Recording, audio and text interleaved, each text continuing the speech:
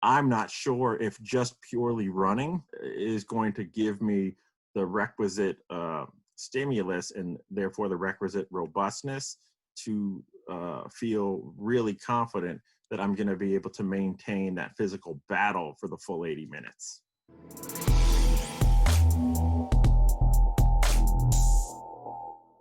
Welcome to the Upside Strength Podcast, your number one resource for all things fitness and performance in Switzerland. Today, we'll be chatting with Andrew Ryland, who is the Senior Manager of Education and Training at USA Football. Andrew has consulted with programs at every level of competition and is widely recognized as a foremost expert on tackling.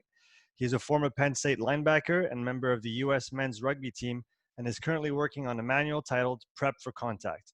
This manual will be part of USA Football's development model and will help coaches prepare athletes for contact aspect of sports through a variety of drills, games, and activities. Hey, Andy, it's great to have you on the show, man.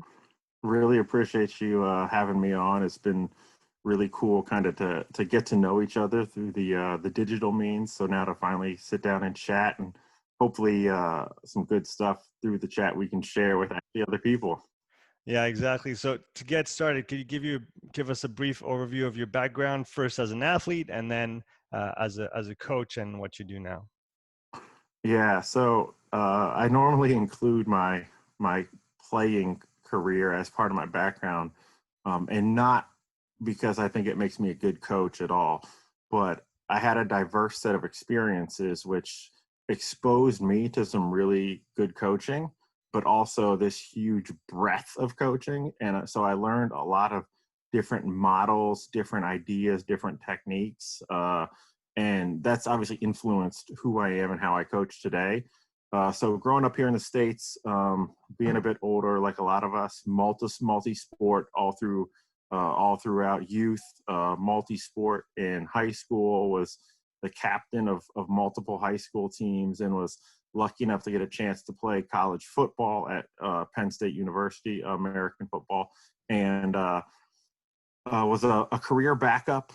So no glory, no fun. I have 8 career starts. I played in every game over a 3-year stretch, but only 8 career starts, and all of them were due to injury. So like I was, that guy that was good enough to come in next, but not good enough to ever win that spot. But again, exposed to some really high quality coaching, competing at the Power 5 level in the Big Ten Conference, and Penn State's a well-known program. I was also a collegiate rugby player, and I was probably better at rugby, although I picked it up later because they did not have youth rugby where I grew up. But I was an All-American in rugby, so the All-American team kind of functions like a U21, U23. So our all universities team actually gets together and goes on tour and plays games. So that was a really neat experience, which exposed me to the coaching staff of the U.S. national team. I spent 3 years with them, have caps in both 15s and 7s, but a completely different style of coaching because the game is so different. The martial nature of football and the free flow nature of rugby. So just got to experience the way different sports coach, the way different sports approach, athlete decision making and ownership. We had some really cool training camp and training situations. So, I got to spend a week with Coach Cron, the scrum doctor from New Zealand, as we brought him in as a consultant from the USA. We got to spend 3 days doing attack work with Eddie Jones. At the time, he was between gigs, Jamie Joseph. So, you just get to work with some of these names and these people, and it helps develop you as a coach. Maybe you pick stuff up along the way and go, I want to be like that. I would love to do that. I don't want to be like that or that guy. And you throw those things together. My studies were in movement science, kinesiology. I actually wanted to be a strength and conditioning coach in college. But my sport coaches, football particularly, convinced me that kind of had an aptitude for understanding the game. And so I got into sport coaching. So post rugby, obviously tons of opportunities in football here in the States, not a lot of opportunities in rugby. So I was a sport coach, coaching American football at the collegiate level. And then I got the job at USA Football, probably because I had this unique background of understanding the game of football. But through rugby, I also knew kind of international standards, U16, U18, U21, the academy system. And we are a recognized governing body by the U.S. Olympic and Paralympic Committee. Even though we're not an Olympic sport, we function that role here in the States. So I was just able to kind of translate and bridge that gap. And I've actually been here 9 years now. Wow, that's quite the background. What position did you play in rugby? I was a blindside flanker with the USA, and then at the club level, I was able to play a little bit of 8. But coming to the game late, I definitely didn't have the ball skills to be an international 8. Right. So you were happy in that back row, still running some balls as an 8, or just focusing on the tackles? No, actually, I being a defensive player in American football, I really enjoyed the opportunity to be a ball carrier in rugby. It was one of the things I found most enjoyable. You spend your entire career, so 5 years of college, where all you get to do is tackle, and so that's still a big part of the education that I do. But I really enjoy the offensive side of getting to touch the ball and getting to be a ball carrier in football. So I like to rated myself, I guess, as somebody that can get us on the front foot and give a little go forward. Yeah, that's nice. You talked about the coaches that you were lucky enough to work under. Who have been your biggest influences in the way that you see the game, or you see physical preparation for the game? Who's kind of molded the framework that you work with? Yeah, so I mean, I could go all the way back, but we had a high school. My high school had a strength and conditioning coach. It was a volunteer position. He was a gentleman that was a competitive power lifter, and first introduced me to the training. And I saw significant increases in my performance. And like a lot of kids that age, you kind of blow up and get stronger. So I got really into it there, and that had a huge impact on me chasing the kinesiology and the movement science study pathway. And so that was hugely important. But George Walker was his name. And then, worked strength and conditioning in a high school weight room as a competitive power lifter, but giant influence there. At Penn State, some of the football coaches that were hugely influential. There's a gentleman named Ron Vanderlinden. He was my position coach. He is the most successful coach at that particular position. And for those not familiar with American football, coaches often specialize in positions because it is such a position-specific game. But he is the most highly recognized, most award-winning coach of that position of all time. So learned a ton from him. But what I think I took most from him is the art of being a teacher within the context of playing sport. He really helped me to understand the game as a whole and not just my role, which can be tricky in American football because you can be so militaristic and robotic with just kind of doing your job. I was also really lucky enough that there's a coach on our staff named Larry Johnson. He's now at Ohio State University, but he is a fantastic coach. All of the American football guys will know Coach Johnson. The thing he taught me most is what I still talk about today, which is the coach's eye. But the ability to see things in real time, whether it's a technical error or a decision-making error or an opportunity, but some coaches can explain every technique in the world. Some coaches can watch, two high-power athletes incredibly fast and pick up these little things and offer advice. And so that was really, really huge to me.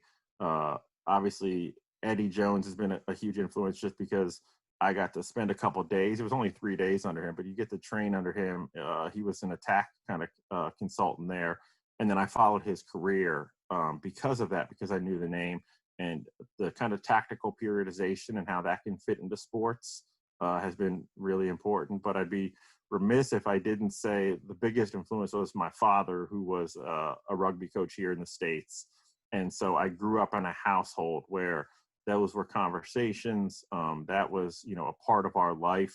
And so that hugely influenced just the view sport, its importance, and maybe what values are important to sportsmen, sportswomen, as far as being successful.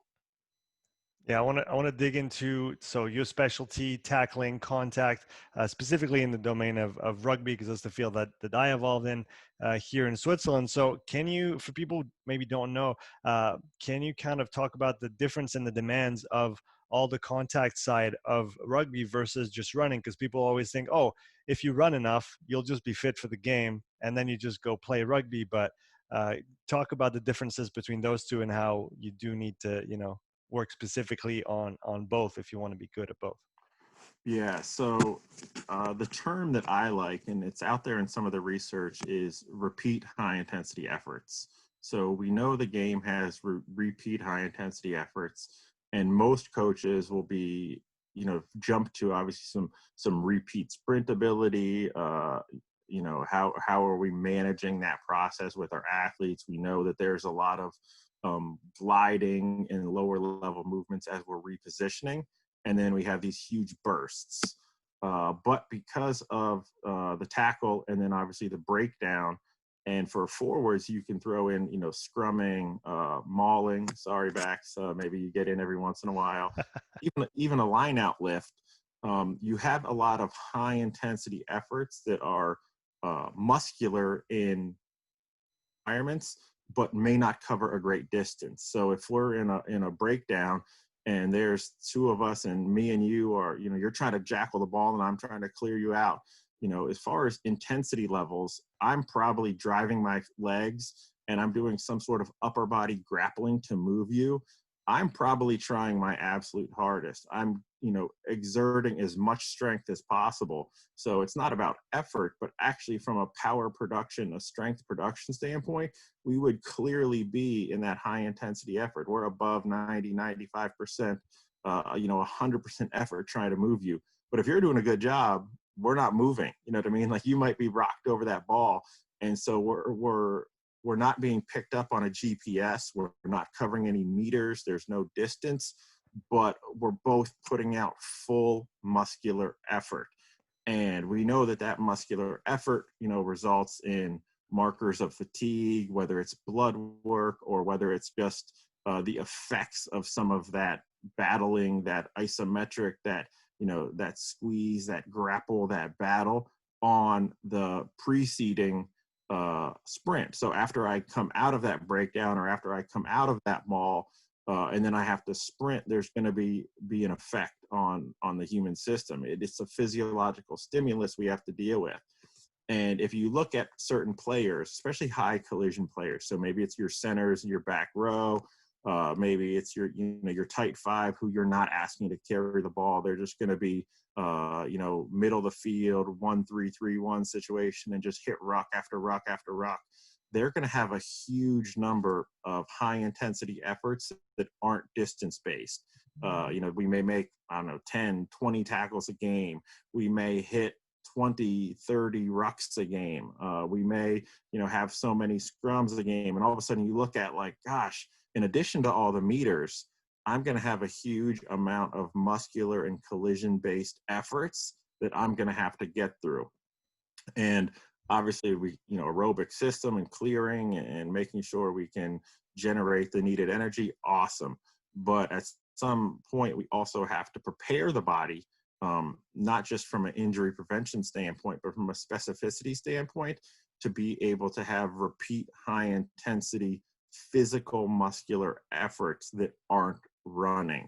And I think that if we can start to balance that combination, you start to get, the infamous match fitness, where I'm able to tackle, explode, grapple, and then reposition, and then a high speed sprint, and then accelerate, and then get back into some of this physical battle and do that again.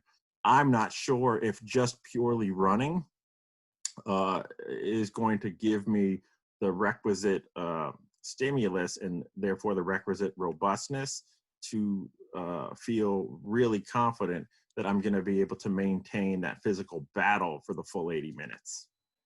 Yeah, and like you were saying, from a tissue preparation standpoint, from an injury prevention standpoint, it's important to do those things in training. But then, even from the energetic standpoint, if you talk about local muscular endurance, did you develop the mitochondrial density that you need, the capillaries, all those things in the upper body that you would not touch at all in running? Those things need to be developed for you to do then a good job in the game. Yeah, 100%. I mean, obviously, there's a lot of upper body grapple based work when we're binding, we're trying to complete the tackle. You know, you're in a scrum, you're in a maul. You know, the grips, the squeeze, kind of all that kind of effort, and then just anyone who's been in a good maul session, just kind of that the lower body work of that squeeze and that fight and that brace. And then you got to come out of it and run high speed meters. It's a little bit different than just lining up and running high speed meters. That's, oh, my legs feel heavy. It's maybe how a player describes it. Well, yeah, you were just stuck in this physical battle. Is probably more reminiscent of pushing a really heavy sled or being in an intense isometric for however long the maul or the scrum is. Now get out of it and run. Now, as you realign, recover, get in the next tackle, get in the next breakdown, do it again. And I think it's important. And I love what you said, and I know you've been big on this as well. But if you look at the demands of tissue preparation for, say, the first week of actual practice compared to the last week of training, if all you're doing is running, and then the sport coaches layer on a healthy dose of collision work, your tissues probably aren't gonna be real happy. And that's when you may not have a major injury, hopefully not, but just the little nicks, the fatigue, the dings, the niggles, whatever you want to call them, can hurt your ability to really accumulate a lot of high quality training. Because now, just like your shoulders, your traps, your biceps, all that stuff just feels so sore, and that's going to limit your ability to train at optimal levels. So our thought process is, if we can bridge the gap between kind of our GPP and the start of practice, then maybe the first 2 weeks of training, we're just not quite as beat up, and we're able to get higher quality training, more training. The sport coaches love that.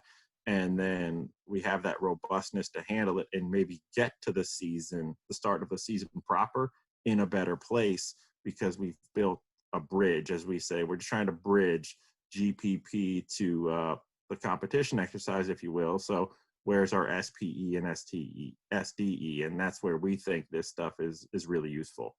Yeah, so let's dig into that bridge a little bit. We talk about no contact at all, maybe in the inter season, all the way to full contact, full impact in the games when the season starts. How do you see that bridge? How do you break it down into manageable parts so we can progress our athletes through and get them, like you said, ready for the game when the season starts? I think it's just a reverse engineering process, and we've probably all gone through that in sport. So for me, if blocking, tackling, rucking, scrumming, depending on your sport, are going to be the keys, then we know simply, like, we're going to have to move another human being, most often against their will. And the other thing we probably shouldn't forget is they're getting coached too. So they're learning how to not be moved easily. So one of the best ways to prepare to move another human being is actually to move another human being. So I'm a huge fan of carries, of, partner carries, and grappling based work. Here at USA Football, as part of our Prep for Contact series, we call it grappling, just so that it's very generic. Here in the States, freestyle, folk style wrestling is huge. Overseas, it may be more judo or Brazilian jiu-jitsu based, but we're just going to steal the ideas and themes from those sports, simple exercises, games, activities, where we're going to try to create situations where we have to dominate another person's posture or physically move them. And that kind of helps give us the bridge from weight room to I'm going to move some people. I'm going to be in these physical battles, and then I'm going to make it very specific with my sports skill. As we reverse engineer another step, we get into our crawling, tumbling, and falling work. so that we're looking at really, as we say, owning body postures. We want our athletes to own their shapes. So if we want to talk about the triple flexion in the lower body and the ability to control our posture versus these outside forces as we're pushing, pulling, and grappling, well, before we get to grappling, we can do some crawling and some tumbling where we're really locking in on having an athlete be great with their posture. Depending on the age of the athlete, it's not just about postural strength, which is obviously hugely important, but postural awareness to me is a big factor. If we've worked with younger athletes or even older athletes that have a young sporting age or young training age, every coach I think has been through this experience where you're giving verbal cues, hey, keep your back flat, or, I want neutral spine. And the athlete is clearly hearing you, but they're having a really hard time translating verbal cues into physical movements. So by helping to train postural awareness, athletes start to get a feel for, am I more upright? Am I 45? Am I more horizontal? Is my spine rounded? Maybe I'm twisted or tilted. Maybe there's some lateral flexion. So now when the coach says, hey, we want to go in here strong with good flat back so we can, put that force into our opponent. I know what that feels like. I know what that means. And most importantly, I can find it in the chaos of the game, which is where I think athletes need to kind of have a reference point, whether it's fluctuators or tractors. I could just call them anchors, where we're giving an athlete an anchor that he knows or she knows that all this chaos, all this movement, but at some point I'm going to find that position. I know the feel of it. I know what I'm looking for, and I can put my body there. So I love the crawling and the tumbling stuff, especially for that postural stuff. And then we take that newfound postural awareness and postural strength into the grappling. To me, the major difference is with the crawling and tumbling, gravity is normally what's trying to change my posture, although we could do some fun stuff with bands. But when you get into the grappling, you have another human being who is actively trying to manipulate your posture.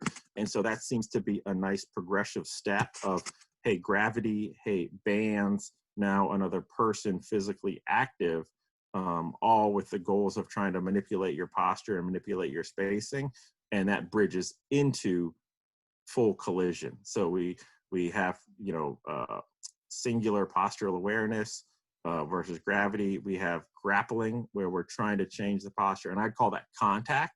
But because we're starting pre-engaged or in these very small spaces, we might not be at a full collision yet. And then we get to sport practice, we start adding distance and speed, and now it's a true collision. And we're just trying to slowly build up the athletes' both abilities and tolerance to the things we just mentioned.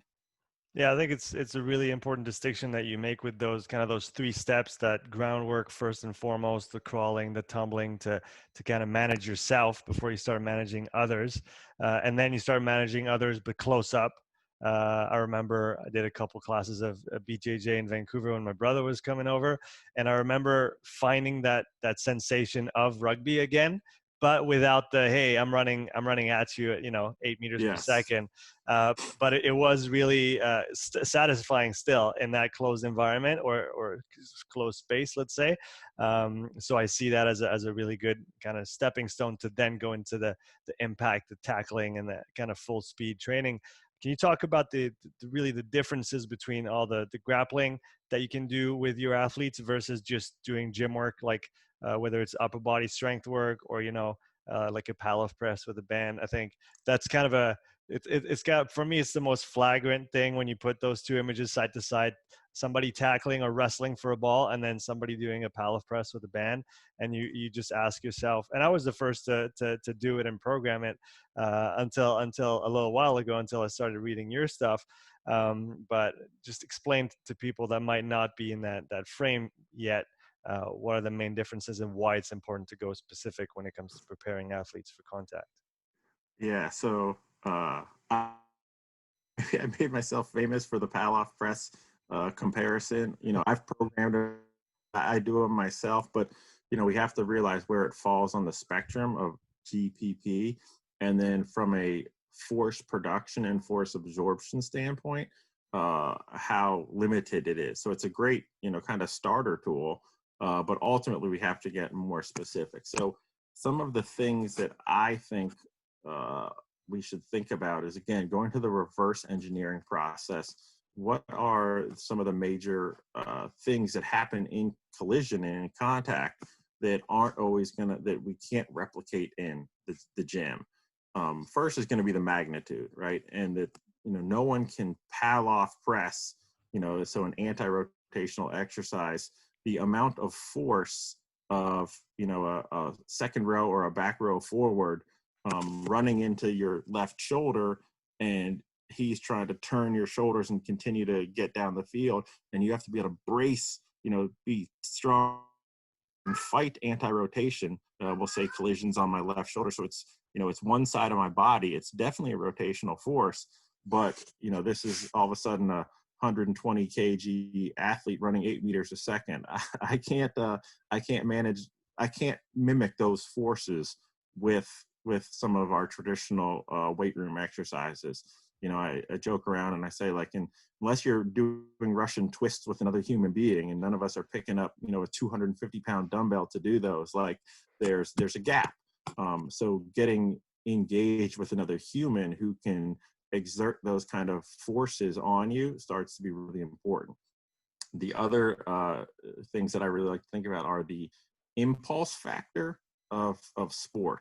So meaning that not only is there a high magnitude of force, but it goes from 0 to 100 in milliseconds, meaning, I'm bracing for collision, I'm probably extending my hips and knees, I'm trying to generate force, but I'm completely unloaded. I'm generating speed, force through speed. All of a sudden that collision happens. And now there's, however much force, mass times acceleration of this player running at me, and it's on me in an instant. The analogy I use is, if you think about a max effort squat exercise, you think about it, whether it's a front squat or a back squat, athletes approach the bar, they grip the bar, they may take 10 seconds to get set up, and then they squeeze the bar out of the rack, and that force comes on in a very predictable manner. If you took your max effort squat and you put the rack so that it was, a foot, 30 centimeters above your shoulders, and then dropped it down onto your shoulders, that's the impulse force of all of a sudden going from unloaded to loaded incredibly quickly. That's a huge different stimulus. Are we going to mimic that magnitude with grappling? Absolutely not. But what we are going to get is when we're grappled and maybe we're fighting for a position, but all of a sudden I try to attack base, you go from, push, pull, kind of able to manage it, to massive forces quickly, because I'm moving you, I'm exploding, I'm giving you more or less force at different times. So that gets the third point, that not only is it an impulse force, but it's a changing force. And so most of our weight room exercises, which again, I love, don't get me wrong, they're awesome for building our maximum outputs. But then I also have to be able to coordinate that if we're engaged in some sort of battle and you're pushing and pulling me, that the forces change, where at one point the force is high up on my left shoulder, but then suddenly you're pulling down on my left shoulder and you're pushing my right shoulder up and you're trying to twist my posture, or you're going to snap me down and then push me up. And so that the force, we say, it kind of maps all over your body where the major point of pressure is as athletes look for openings and opportunities. So being able to have this changing force that kind of maps around your body is incredibly important. And I think athletes develop a great kinesthetic sense in a field by doing these grappling drills of, I need to be able to feel where these forces are on my body and how they're trying to manipulate me so that I can react to them. When I'm doing a traditional weight room exercise, I know where the force is and I know the force vector because the gravity is pushing me down, or I'm doing my step ups or my lunges, whatever it may be. All of a sudden, if I have to react to a force and the force is under the control of the opponent, I have to feel where he's trying to push me, where he's trying to move, and then as he moves and he counters my, I may have to brace in a new direction. So that ability to feel and then react on the field in milliseconds, to brace from an angular force, to brace from a front-on force, to brace for an anti-rotation force, becomes kind of a conceptual learning that helps an athlete apply their technical skills, because they can feel and then choose the right direction to attack it. And I don't know how else you develop it, by just being in the situation enough that you develop that kinesthetic sense and some pattern recognition, so that, say I'm the jackal now, and when the force comes, I know how to squeeze and brace. And as maybe the clear out goes from a drive clear out to a judo roll clear out, well, I can feel those forces and then react, hopefully, to stop different attacks by bracing different ways, or by fighting pressure with pressure in different vectors and different forces. And I think we have to be exposed to enough of those situations that we build athletes' knowledge of that whole conceptual idea of battling and bracing and feeling the force, so that they can then take that learning and, as we say, sharpen it with the technical specific skills. But that underlying theme is like a general quality that I possess these characteristics. I can feel, brace, react. I can change with mapping, or change with changing forces, and I can handle impulses and magnitudes that I didn't develop doing, a plank or off press. Right. So I do want to dig into the technical considerations of a rugby tackle, since you are a very respected specialist in the matter, and it'll be interesting to get your take on the different points that we need to look at. Before that, I want to talk about something you just mentioned. So the stiffness that you have to create when you go to tackle someone or you get tackled, because and we intuitively know when we see a player whether they can get stiff upon contact or not. Some turn to rock seemingly in a split second, and they literally don't move when the hit happens, but the other person gets moved. And then there's the other side of the coin, which is the player that just doesn't know how to get stiff and literally looks like a spaghetti every time he tackles or gets tackled. So can you talk about that specifically, the stiffness part, and how do you maybe coach it? How do you teach the players to generate those kind of intensities in a matter of a split second? Yeah, so there's a huge isometric aspect, I think, to the contact, where we are, simultaneously creating power with the lower body, as we explode, say, into contact. But our core, especially, or whatever we're calling it these days, has to be able to transmit that force from my lower body through my shoulder. So I have to be able to be pretty reflexively, isometrically, just rock freaking solid. So if every coach, oh, your power's in your legs, your power's in your hips. Well, if my shoulder is my contact point, how is the force getting from my legs to my shoulder? Well, that's obviously, can my core stay rigid enough to transmit that force? And then as the opponent puts force on me, and old Newton tells us equal and opposite, all of a sudden I have all these forces running through my core. Now there's that, the aspect of kind of contract, relax, relax, contract, that is a coordination issue. Sometimes it can be a timing issue. I think some pattern recognition and experience helps athletes build some anticipation, but oftentimes we're pretty loose and athletic, because I may, I explode off the defensive line. I'm trying to take the space. I may have to make some lateral movements. So I'm really working in this pretty athletic phase.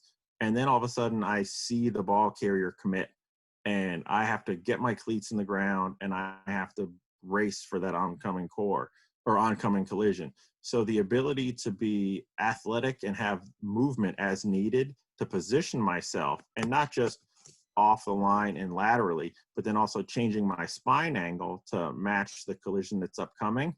And so I'm doing all these movements through my hips and my core, but at some point I gotta lock it down. And so how do we teach athletes to turn that on and off, to turn, to use the core and be able to manipulate the hips and rotation and changing of spinal angle, and then brace when needed. And that's where I think it comes in, because if we're grappling, and as you mentioned, you're not just doing some of these exercises, but with the BJJ, sometimes you're being really fluid and athletic, trying to find an open position and an open space. But then when your opponent counters or attacks, you have to be able to just brace quickly and stop their, they're going in for the takedown or them getting into the space on you. And then as you brace and lower your center of gravity and stop their takedown attempt, then you may quickly flip to being athletic again and try to get the angle or try to get their back. And then you're going to repeat the process over and over again. So I think grappling is the most natural way to teach when to flow and be athletic and find the advantageous position, and then when to brace because, hey, I have an advantageous position. Now I need to attack. So I'm going to quickly take the space I just created.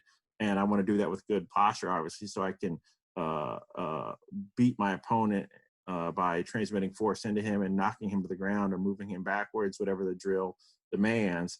And then also when they attack me, can I brace, fight, stop their charge, but then quickly relax and get back to athletic so that I can circle and find space or have a movement pattern.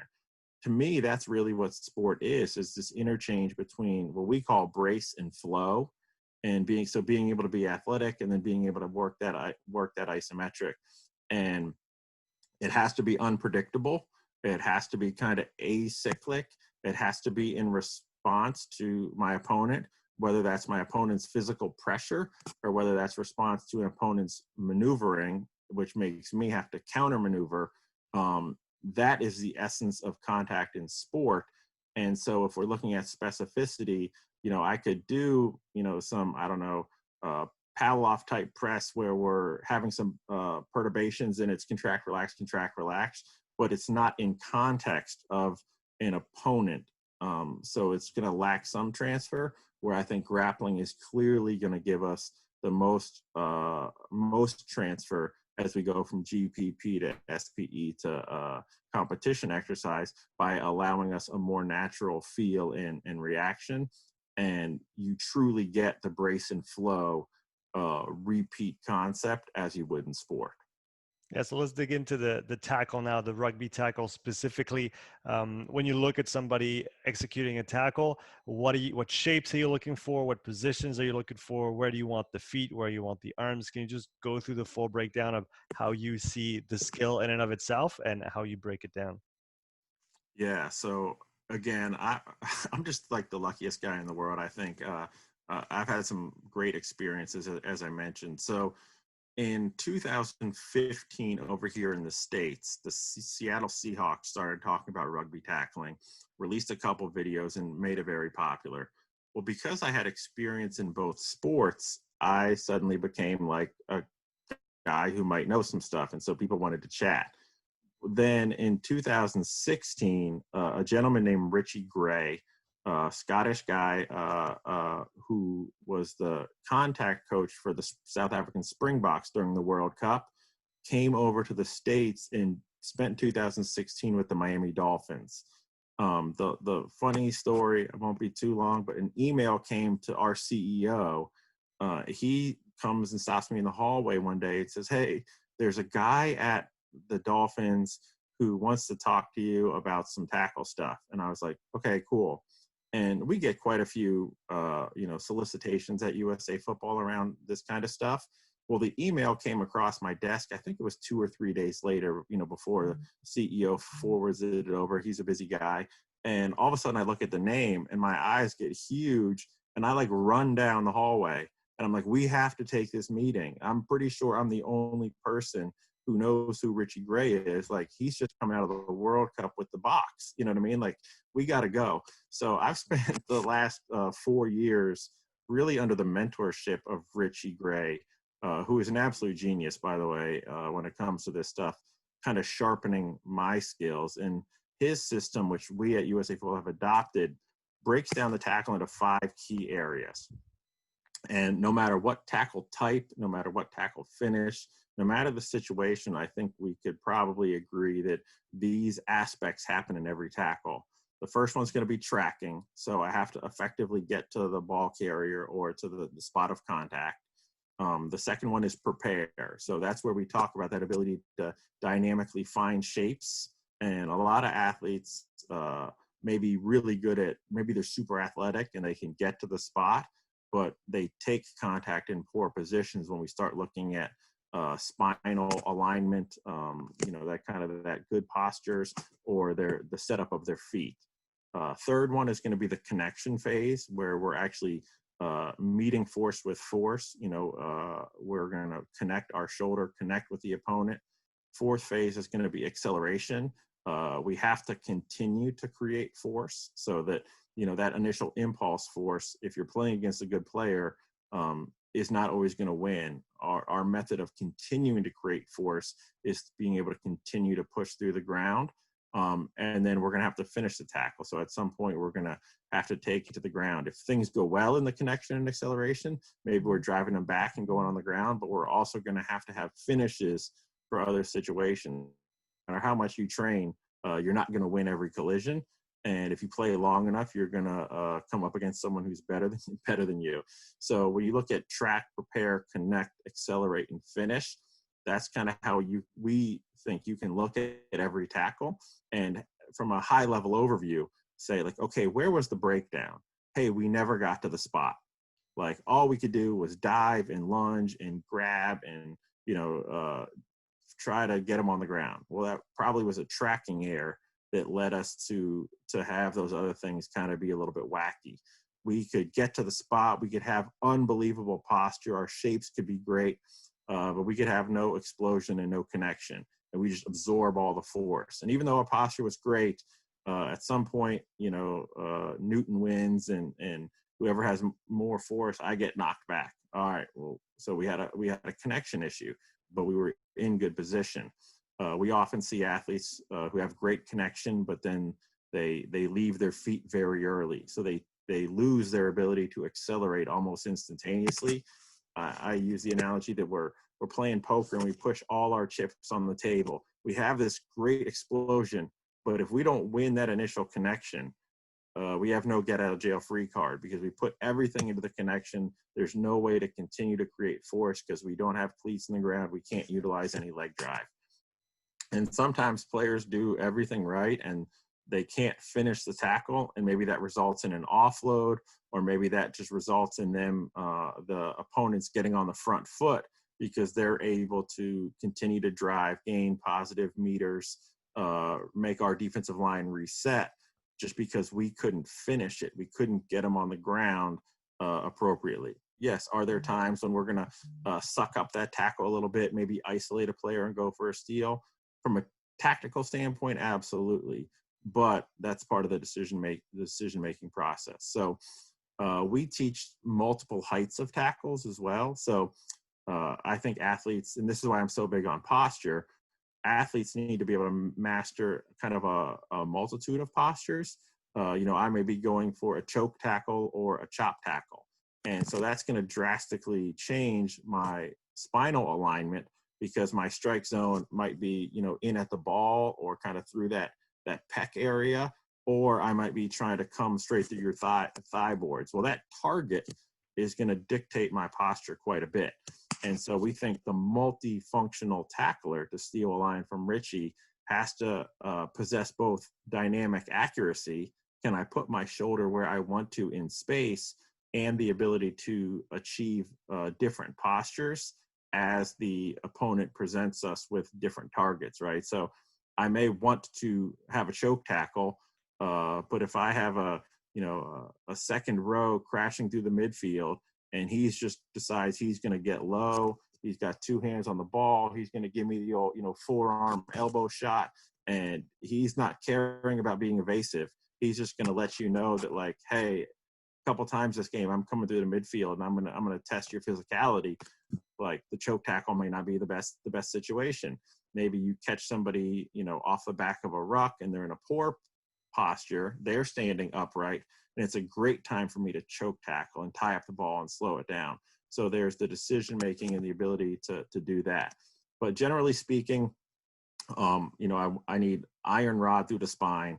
I need to be able to transfer the force from my lower body through my core into my shoulder, regardless of the tackle height. I want to have those hips loaded. I need to keep my cleats in the ground at all times. So I got to have a basin that allows me to have cleats in the ground so that I can generate leg drive. I want my feet as close as possible for the tackle type. This is something that I've actually spent quite a bit of time with talking with U.S. tackle coaches, that by nature, if our spine is a fixed distance, my upper body tackle, that level 3, as we call it, choke tackle, my spine's going to be much more horizontal, which means I'm going to cover less distance. As I go lower, I start to cover more distance horizontally. So my foot placement for an upper body tackle is going to be slightly closer than my foot placement for a lower body tackle, keeping it generically, just because my spine is going to take up more of that space. So understanding spacing, understanding timing becomes a really key point of training.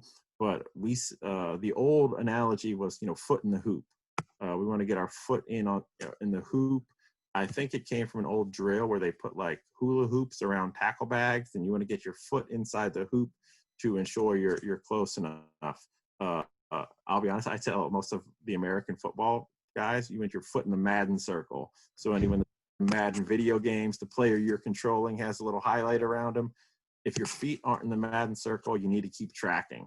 Once you get in the circle, then you can start preparing and syncing for the contact. Connection is going to be a lot about initial shoulder accuracy, obviously. So can I hit my spots? And for young coaches out there, this is a really interesting point. There's a lot of spatial awareness that's involved in this, right? So it doesn't matter what your coaching cue is. You could tell them where you want them to target. If they don't possess the spatial awareness and coordination to actually put their shoulder where they want to in space, does it matter what you're saying?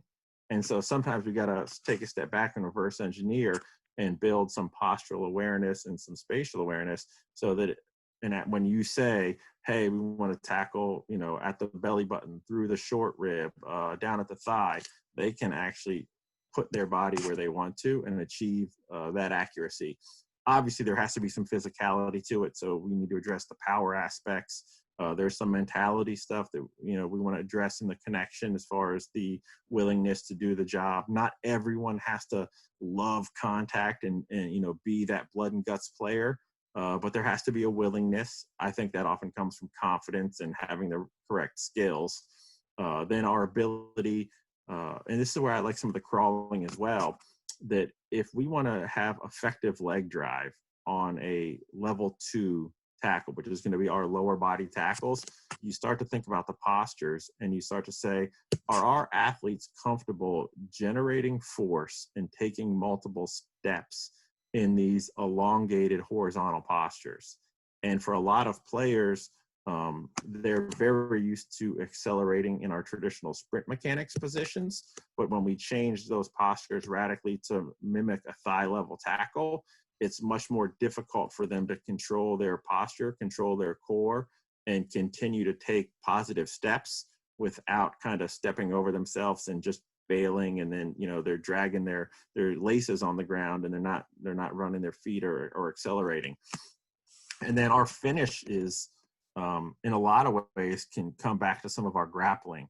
But once I'm locked in on an athlete or the ball carrier, and I have made contact, and I've obviously done the work to secure the tackle with my arms, I have good clamp, good grip, how am I breaking down their posture to be able to actually put them on the ground? Because again, remember, they're getting coached too. They're starting for the other team for a reason as well. So they're probably not just going to fall down because you got to the right spot. We're going to have to break down their posture to a point that we can upset their center of gravity and ultimately take them to the ground. And that's where some of the grappling tools come in, to allow me to not just generate leg drive, but to manipulate spinal angles in spinal positions so that I can really dominate that situation and put them on the deck. Yeah, man, that was a great breakdown of the tackle. You talked about the lack of, let's say, acceleration in that fourth phase as one of the common mistakes that you see. What are the other biggest mistakes that you see athletes usually doing with tackling in rugby?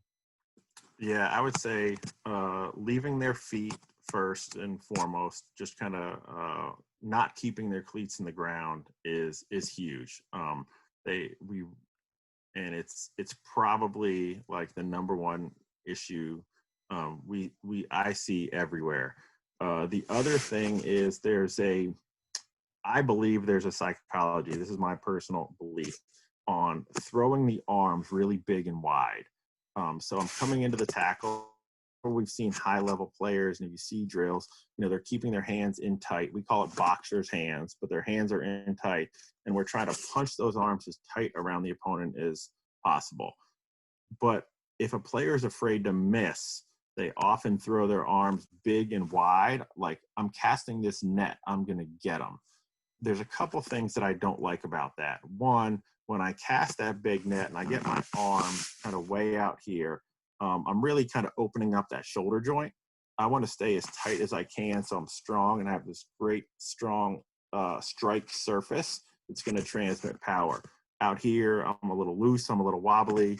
You don't want a 120 kg athlete running full speed into your AC joint when you're just kind of wobbling your arm outside here. It's not going to be a whole lot of fun. The other thing that I don't know if people think about is the wider my arms get when I come into the tackle, actually the slower it is to complete the clamp and grip.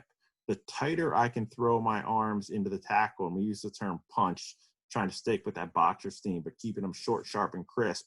The tighter I can keep my arms going into the tackle, the quicker it's going to be for me to find some grip on the backside, and grip for us is going to be hand usage. And then clamp is going to be from shoulder to wrist. So when I'm kind of tightening that down, I'm trying to take away all the air. So the tighter my arms, the quicker I am to clamp and grip, which hopefully means the quicker I am to get in control of the situation. I'm sure everyone has seen a great initial connection. And if the arms are slow to get clamp and grip, the ball carrier can find space, whether that's finding space to reaccelerate away from us or finding enough space for the offload. It's often because of big, wide arms and then kind of a slow clamp, slow grip. So the tighter we can keep that, obviously, the better we're going to be. It's going to allow us to get in control of the situation incredibly fast. But I think if we could fix wide arms, clamp and grip, and then feet, we correct a lot. The other little trick that I like, which is stolen 100% from Richie Gray again, is we want to institute the mentality of finish on top. And something as simple as that is we want to finish on top of every tackle. What I like about that is it ensures our athletes are continuing to work. So it's not just connection. It's not just, every coach in the world screams, bring your feet, chase your feet, run your feet on the tackle. But when we're looking for that finish, we're going to continue some upper body grapple, some battle. We're going to try to better our position. We're not going to be satisfied with just getting the ball carrier to the ground if we have this mentality of finish on top. I really think that helps athletes just plant a seed in their brain that I'm going to work to better positions and work to dominant finishes. And then those dominant finishes allow us to reset our defense, do all of the right things. Obviously, we're going to roll away the right direction. We're going to do all the things within the rules. But if I can finish on top, as opposed to, being dragged backwards and finishing on, side by side or finishing on my back, hopefully not, we're in position to reset an aggressive defensive line. And I'm probably making a dominant tackle on the stats if I can finish on top. So I think those three things are huge. And then tracking, and this is more for the coaches, I think, but often I don't know if our tracking drills are high enough quality. we love to kind of do these little tag off drills where we're showing we're keeping the right inside out or outside in leverage. We're showing we're taking the right angle. But normally we limit the ball carrier for the sake of perfect practice, that the players are demonstrating they know what leverage the coach wants, not showing if they can do it in context of a game when, Bowden Barrett has the ball and he's giving you all this, the go step and the juke and the change of speed. So I think everyone understands what tracking is, but the ability to do it demands some pretty open and a high intensity speed standpoint activities to make sure players can actually get to the spot on game day. It's normally really easy when we do kind of our non-competitive, tackle drills where we're quote working on technique to slow things down so much that the tracking in the ball carrier's evasive or lack of evasive maneuvers gives the tackler a false sense of security and their ability to get to the right spot. And then on game day, they get a stutter step and a reacceleration. All of a sudden the guy turned the corner on them and they're thinking, what happened? That never happens in practice. Well, that's because we were going 75% and just making sure that our technique looked right. We weren't addressing the openness of the evasion tracking dichotomy that happens every time a ball carrier and a tackler are engaged in that one-on-one battle.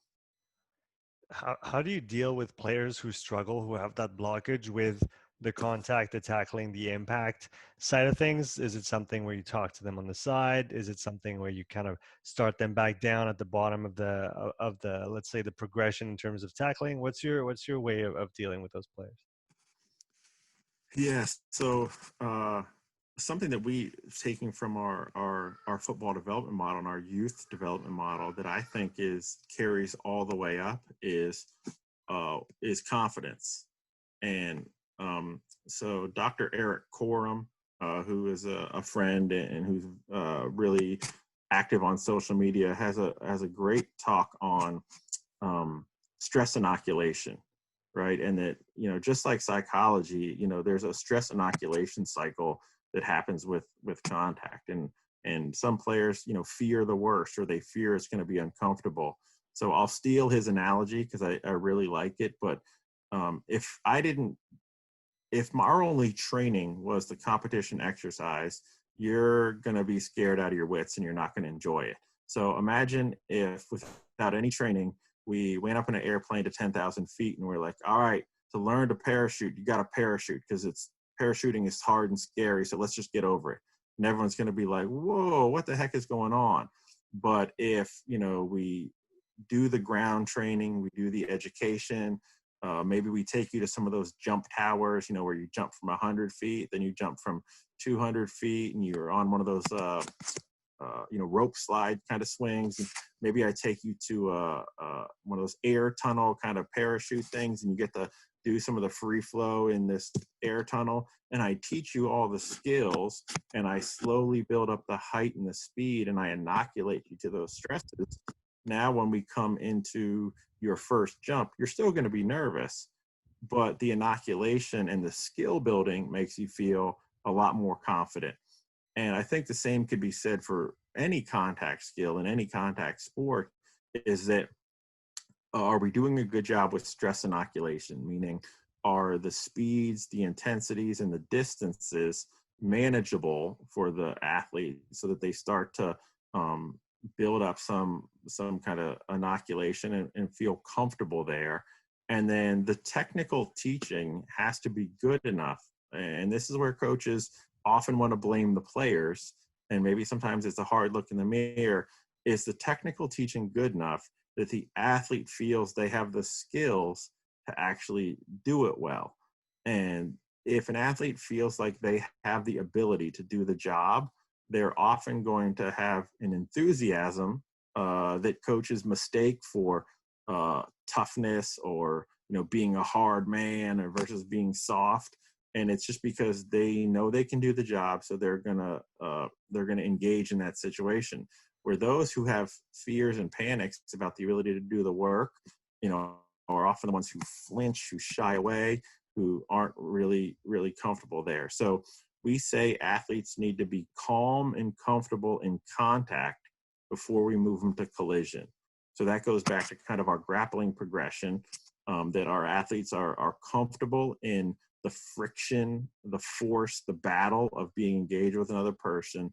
And then we're going to stress inoculate to distance and speed the whole time, making sure we're doing a great job with the technical teaching so that the athlete feels I have the tools to get this done. So if a huge athlete is coming at me, I have the tools that I'm probably not going to choke tackle this guy, but I have the tools in my arsenal that I may be able to strike low, and maybe I think he's too big and his quads are too big. I'm not going to try to drive finish it, but I'm going to use one of our roll finishes to challenge the forces in a different way that's comfortable for me. And I'm just going to remove his base and he's going to go down. So I'm going to level 2 roll tackle this guy. We try to give them the tools in their toolbox to approach the situations appropriately. And I think that's key, is that, we have to do that right. Now it's a balance, because no matter how detailed we become in our technical model, you can never come away from the physicality of, like, tackling is going to be a physical act, but you can definitely address the confidence, and you can give players tools that allow them to feel confident. How do you see the interaction between physical prep coach and technical tactical rugby coach, and how they must essentially work together to bridge that gap in the contact let's say aspect of the game? Because I can see it where the prepper wants to do all the physical work, but then the skills coach or technical tactical coach in rugby wants to do all the the tackling and all of that, but maybe more from a technical standpoint, and doesn't necessarily want to include any fatigue or any repeat efforts in that frame. So how do you usually recommend that let's say teams work, or staff work together in that regard? Yeah, so this has been a big topic of conversation over here in the States, especially with collegiate strength and conditioning coaches, as this material has come out. And so a couple things that I think can help. One, obviously, it's all going to depend on your relationship with your head coach. We know that. But one of the benefits of some of the grappling and crawling exercise is that they can be generic or general enough that the sport coach doesn't feel like we're stepping on toes. That I'm doing these grapple exercises, I'm teaching people how to move another human being and developing the physical qualities and robustness in contact, but I'm not actually teaching the technique of a tackle or the technique of rucking or working at the breakdown.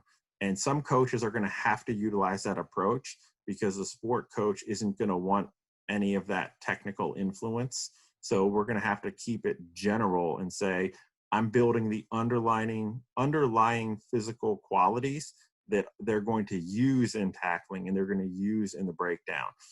So that's one way that they can do it.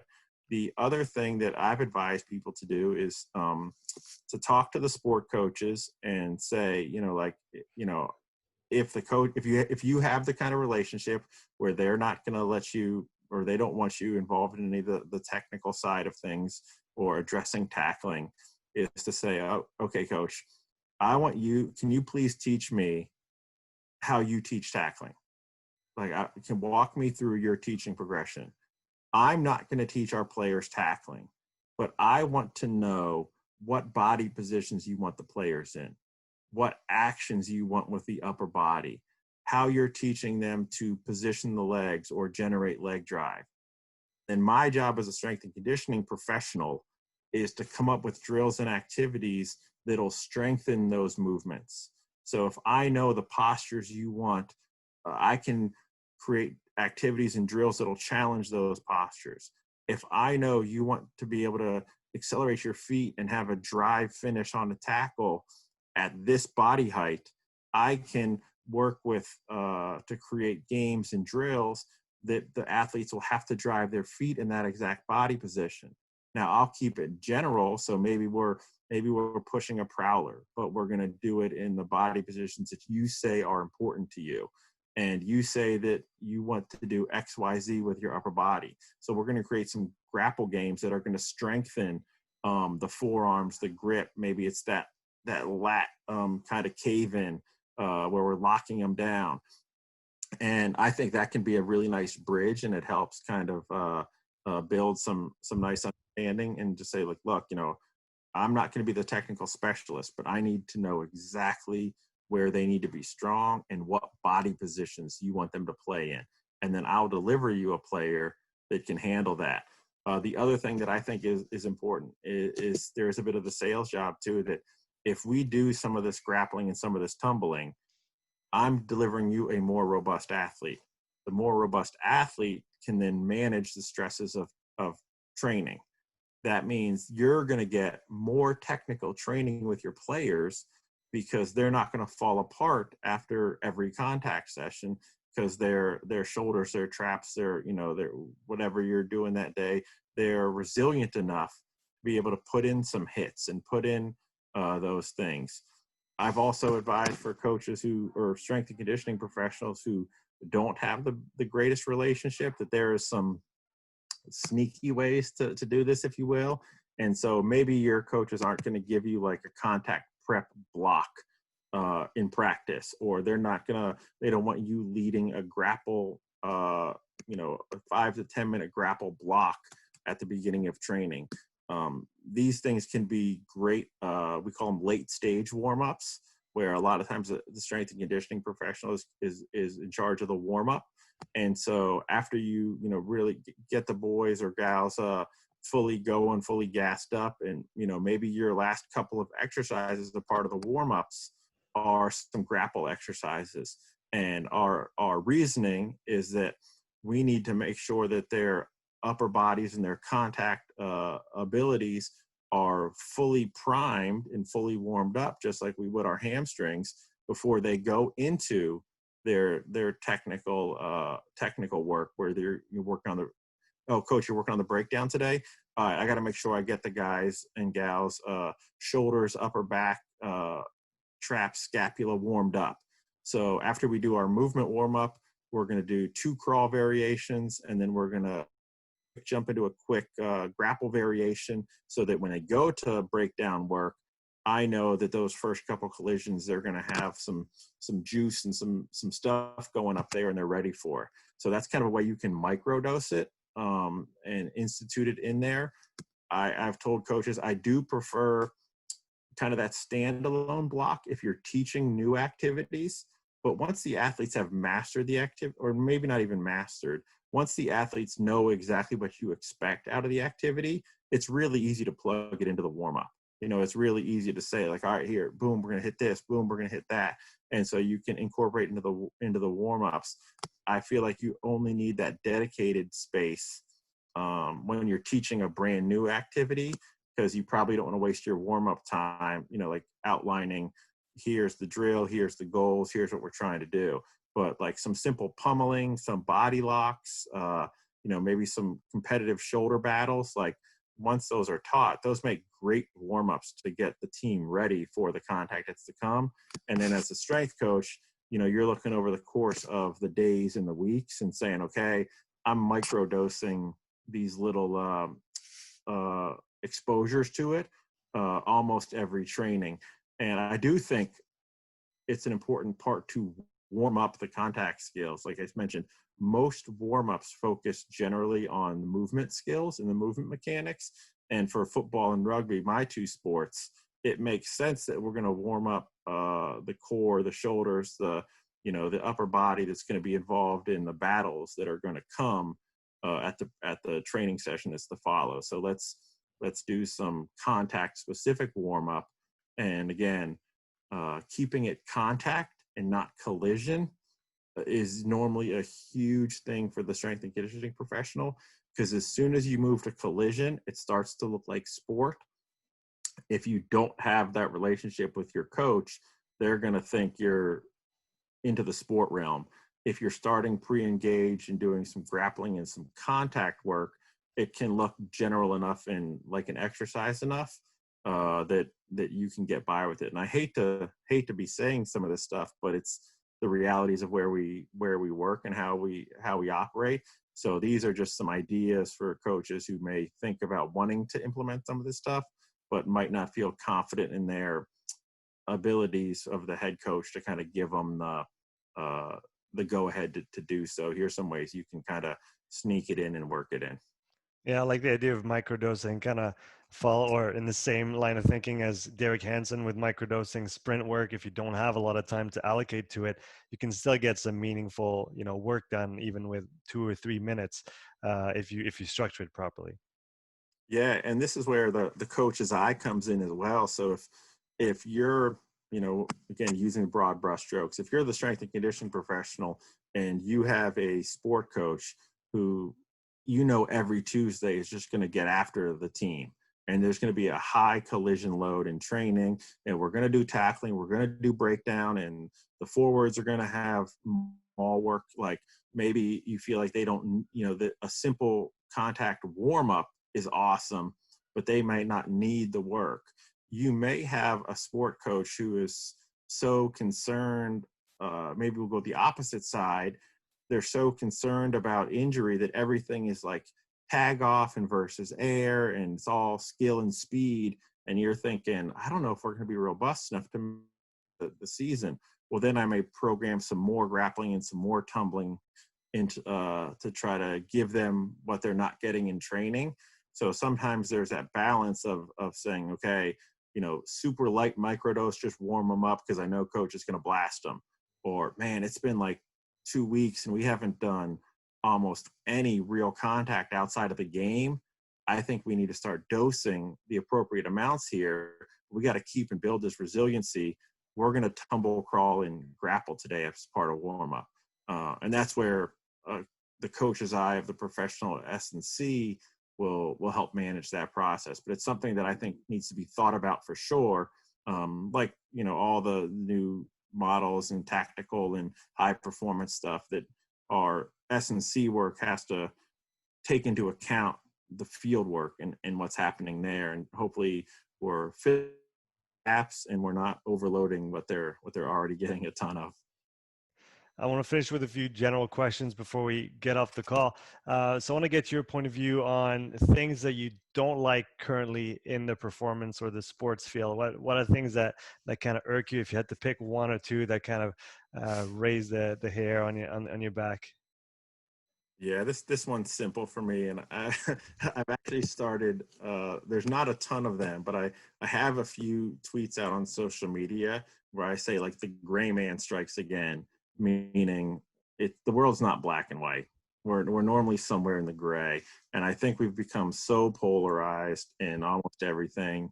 Olympic lifts, jumps, med balls, throws, sprint mechanics, Bosch drills, echo dynamics. Like you're either all in or you're all out, and you're doing it wrong or you're doing it right. The truth is probably somewhere in the middle. I think I learned that when I was like 10 years old from my parents. You got to be careful. You got to listen to both sides. The world lives in gray, and there's probably a time and a place for everything. So are there athletes who need pure mechanical change of direction work? Well, probably, that can help them express force better. And maybe they're actually reading the game, but they're leaking force everywhere because their change of direction is crap. Okay, great. Are there athletes who need size and strength? Absolutely. Are there athletes that have clearly the requisite strength and need more power-based work and more sprint? Absolutely. I just think that the world is gray, and too many people now, whether it's for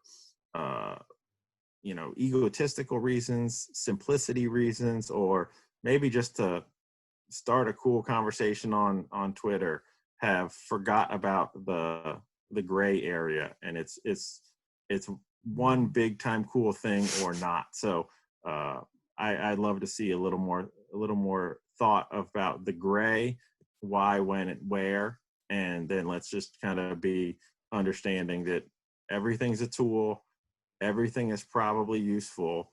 It may not be as you based on your population, but I guarantee you it's really useful for someone else somewhere. Yeah, let's flip that question upside down now. What are some of the things that you do like that you see those days that are kind of evolving and that make you look forward to the coming months and years in the field? Well, I mean, this is completely biased and hopefully not egotistical, but um, the rise of some of this prep for contact conversation has caught me completely off guard, and I'm really excited about it. I'd love to see more and more teams doing more off-season work around that, and especially based on a couple things. One, in a lot of club-based sports with long off seasons, athletes don't get exposure to a lot of that. So if you're not in rugby season, how many people are tackling? Well, if you're going to go 3 months without tackling, you're going to have some technical regression, 100%. But we can still keep the physical robustness, hopefully, so that when we get back on the field, we can address the technical regression and not have to address the robustness, the underlying physical principles, and the technical skill all at the same time. In the NFL, and for those overseas, you may find this interesting, because of the CBA and the players' guaranteed free time and then limited contact off-season practices, you can go up to 20, I believe it's 20 weeks without a live tackle. And so you go like, man, like, well, how are we keeping these guys prepared for that? So I think that's really cool. And then some of the stuff that's coming out right now on sprinting and energy systems. I'm a huge fan of Keir Wenham-Flatt's Tribe Test for American football because it's a sport I deal a lot with. But I'm like, man, there's some really cool stuff coming out on looking at sprint speeds of both developing them and then sprint speeds as they're used and applied in the game. I find that really fascinating, and the energy system stuff as people are starting to question some of the traditional conditioning tests and starting to do a better job looking at actual game demands. Those are two areas that I know I'm following eagerly and really like some of the conversations that are being had recently. Man, it was an absolute pleasure chatting to you today. Andy, where can people find you on the internet if they want to learn more about you, what you do, and when you release it, the Prep for Contact manual? Yeah, so the Prep for Contact manual will be a free resource, actually. So as part of USA Football, as the national governing body, we strive to help the organizations, leagues, clubs run the best programs possible. So we're really excited about that. We think it'll be a great resource. Almost all of my writings are at usafootball.com because that's kind of my mothership. So I have some articles, some stuff that's up on there. I do have one long form webinar on Rugby Strength Coach Network, or Strength Coach Network, sorry, on Strength Coach Network through Rugby Strength Coach Keir Wenham-Flatt. So you can check that out. I do have some shorter free webinars that are floating around the internet somewhere. And then I'm on social media. It's USA Football MT. So again, highly tied to my work with USA Football. So USA Football MT, and then most of my stuff is going to be at that website, usafootball.com. Awesome, man. It was a great pleasure, and I'll chat with you soon. Absolutely thrilled for the opportunity. Appreciate the chance to get to hopefully speak to some coaches who I might not have been exposed to on your side of the borders there. So really appreciate you, Sean. Now, it was my pleasure, and have a great day, man.